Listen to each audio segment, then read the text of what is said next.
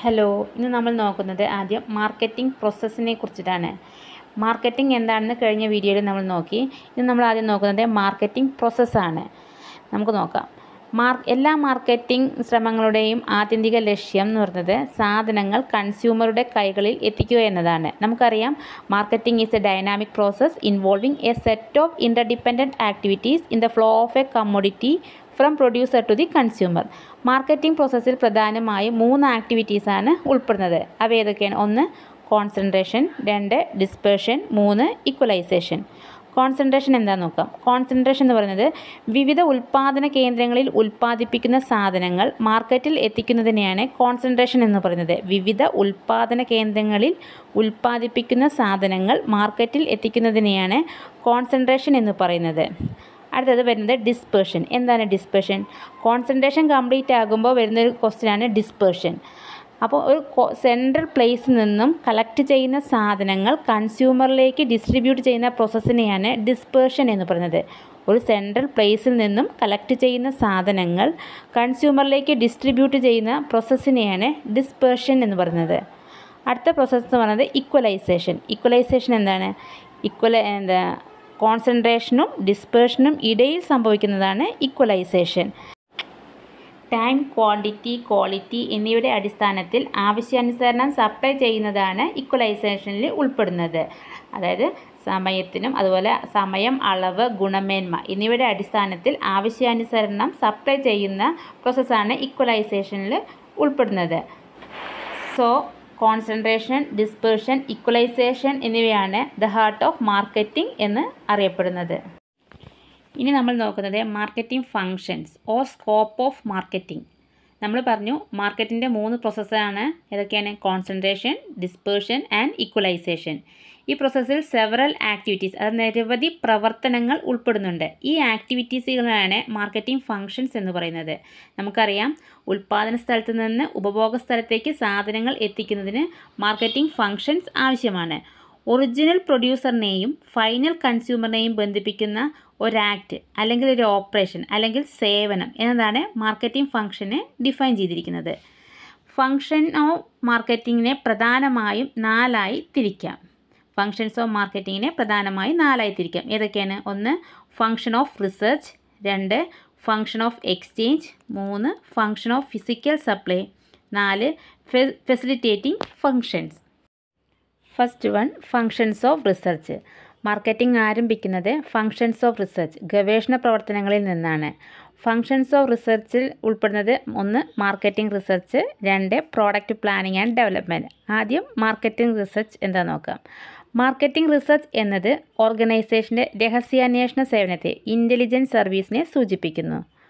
Buyers habit, വാങ്ങുന്നയാളുടെ ശീലം, popularity of A പ്രോഡക്റ്റിൻ്റെ ജനപ്രീതി, അഡ്വർടൈസിംഗ് മീഡിയയുടെ ഇഫക്റ്റീവ്നെസ് തുടങ്ങിയവ അനലൈസ് ചെയ്യുന്നതിന് മാർക്കറ്റിംഗ് റിസർച്ച് സഹായിക്കുന്നു. മാർക്കറ്റിംഗ് റിസർച്ചിൻ്റെ പ്രധാന ചുമതല എന്നത് മാർക്കറ്റിംഗ് മാനേജർക്ക് ടൈംലി ആൻഡ് അക്യുറേറ്റ് ഇൻഫർമേഷൻ, സമയബന്ധിതവും കൃത്യമായ വിവരങ്ങൾ നൽകുക എന്നതാണ്. അതുവഴി ബെറ്റർ ഡിസിഷൻ എടുക്കാൻ കഴിയും. അടുത്തത് product planning and development. Functions of റിസർച്ചിൽ ഉൾപ്പെടുന്നതാണ്. 1 മാർക്കറ്റിംഗ് റിസർച്ച്, അടുത്തത് പ്രോഡക്റ്റ് പ്ലാനിംഗ് ആൻഡ് ഡെവലപ്മെൻറ്റ്. ഏതൊരു മാർക്കറ്റിംഗ് പ്രോഗ്രാമിൻ്റെയും അടിസ്ഥാനം പ്രോഡക്റ്റ്, ഉൽപ്പന്നമാണ്. മാർക്കറ്റിങ്ങിൻ്റെ സക്സസ് എന്ന് പറയുന്നത് കസ്റ്റമേഴ്സിന് ഓഫർ ചെയ്യുന്ന പ്രോഡക്റ്റിൻ്റെ നാച്ചറിനെ ആശ്രയിച്ചിരിക്കും. പ്രോഡക്റ്റ് കസ്റ്റമറിൻ്റെ ആവശ്യങ്ങൾ നിറവേറ്റുന്ന തരത്തിൽ ഡിസൈൻ ചെയ്യുകയും വികസിപ്പിക്കുകയും വേണം. ഇതിന് സിസ്റ്റമാറ്റിക്, ചിട്ടയായ പ്രോഡക്റ്റ് പ്ലാനിംഗ് ആൻഡ് ഡെവലപ്മെൻറ്റ് ആവശ്യമാണ്. Product planning and development refers to planning and developing the products which exactly match to customers. കസ്റ്റമേഴ്സിന് മാച്ച് ആകുന്ന തരത്തിലുള്ള പ്രോഡക്റ്റുകൾ ഉൽപ്പാദിപ്പിക്കണം. പ്രോഡക്റ്റ് പ്ലാനിംഗ് ആൻഡ് ഡെവലപ്മെൻറ്റിൽ കസ്റ്റമറുടെ ആവശ്യങ്ങൾ മുൻനിർത്തി പുതിയതും മെച്ചപ്പെടുത്തിയതുമായ പ്രോഡക്റ്റുകൾ വികസിപ്പിക്കുന്നതിൽ ശ്രദ്ധാലുവാണ്. അടുത്തത് functions of exchange. Functions of മാർക്കറ്റിനെ 4ആയി തിരിച്ചിരിക്കുന്നു. 1 ഫങ്ഷൻസ് ഓഫ് റിസർച്ച്, അടുത്തത് ഫങ്ഷൻസ് ഓഫ് എക്സ്ചേഞ്ച്. നമ്മൾ പറഞ്ഞതുപോലെ മനുഷ്യൻ്റെ ആവശ്യങ്ങൾ നിറവേറ്റുന്നതിന് വേണ്ടിയാണ് ഗുഡ്സ് പ്രൊഡ്യൂസ് ചെയ്യുന്നത്. സാധനങ്ങൾ കൺസ്യൂമറിൻ്റെ കൈകളിൽ എത്തുമ്പോൾ മാത്രമേ ഇത് സാധ്യമാകൂ. കൺസ്യൂമറിൻ്റെ കൈകളിലേക്ക് സാധനങ്ങൾ കൈമാറുന്ന പ്രക്രിയയാണ് എക്സ്ചേഞ്ച് എന്ന് വിളിക്കുന്നത്. ഫങ്ഷൻസ് ഓഫ് എക്സ്ചേഞ്ചിനെ 3ആയി തരംതിരിച്ചിരിക്കുന്നു. 1 ബൈയിങ്, 2 അസംബ്ലിങ്, 3 സെല്ലിങ്. ആദ്യം buying. Buying is the first and most important functions of marketing. ഇതിൽ മാനുഫാക്ചേഴ്സ് റോ മെറ്റീരിയൽ വാങ്ങുന്നതും അതുപോലെ ട്രേഡേഴ്സ് ഫിനിഷ്ഡ് പ്രോഡക്ട്സ് വാങ്ങുന്നതും ഉൾപ്പെട്ടിരിക്കുന്നു.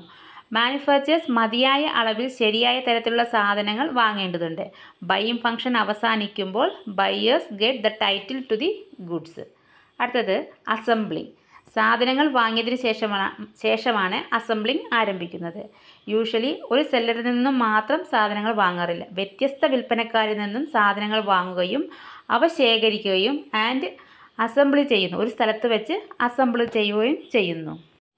ഒരു സ്ഥലത്ത് വിവിധ സ്രോതസ്സുകളിൽ നിന്ന് ഒരേ തരത്തിലുള്ള സാധനങ്ങൾ ശേഖരിക്കുകയും കേന്ദ്രീകരിക്കുകയും ചെയ്യുന്ന ഈ പ്രവർത്തനത്തെയാണ് അസംബ്ലിംഗ് എന്ന് പറയുന്നത്. അടുത്തത് സെല്ലിംഗ്. എല്ലാ മാർക്കറ്റിംഗ് പ്രവർത്തനങ്ങളുടെയും അടിസ്ഥാന ലക്ഷ്യം എന്ന് പറയുന്നത് to sell goods and services and make profit.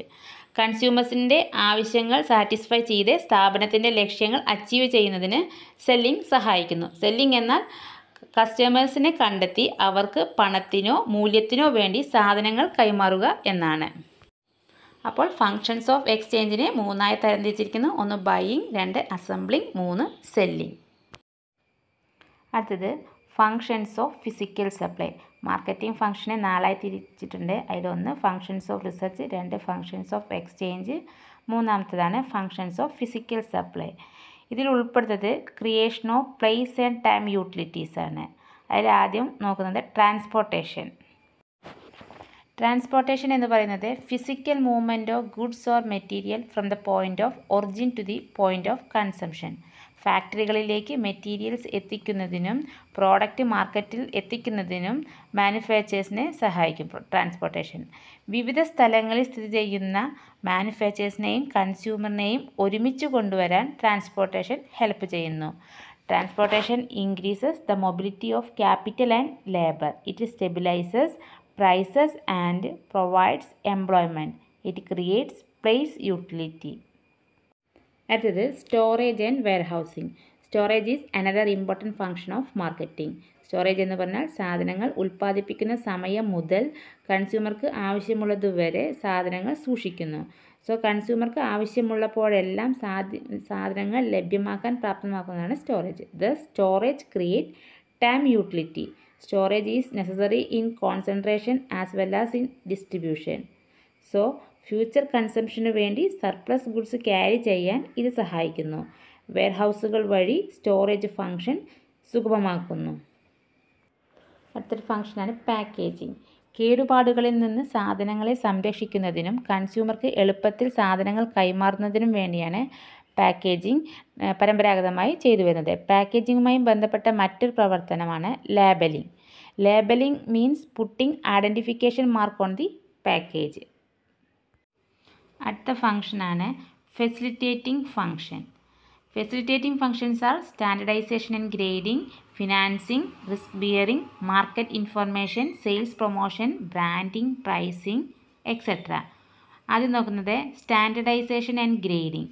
Standardisation എന്ന് പറഞ്ഞാൽ ഒരു ഉൽപ്പന്നത്തിൻ്റെ quality, durability, colour, size, design തുടങ്ങിയ ഫീച്ചേഴ്സുകൾ അടിസ്ഥാനമാക്കി കമ്മോഡിറ്റീസിന് ചില മാനദണ്ഡങ്ങൾ സ്ഥാപിക്കുന്നതാണ് standardisation.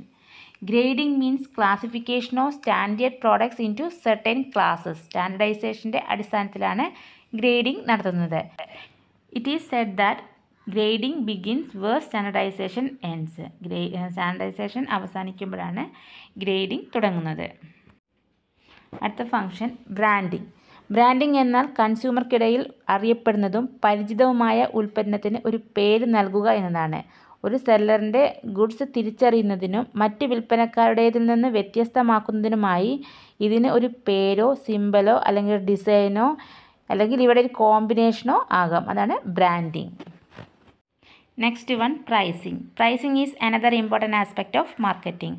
Price is the exchange value expressed in terms of money. Greater care should be taken in the determination of price. Cost of production, demand, nature of competition തുടങ്ങിയ factors കണക്കിലെടുത്താണ് ഒരു പ്രോഡക്റ്റിൻ്റെ പ്രൈസ് നിശ്ചയിക്കുന്നത്.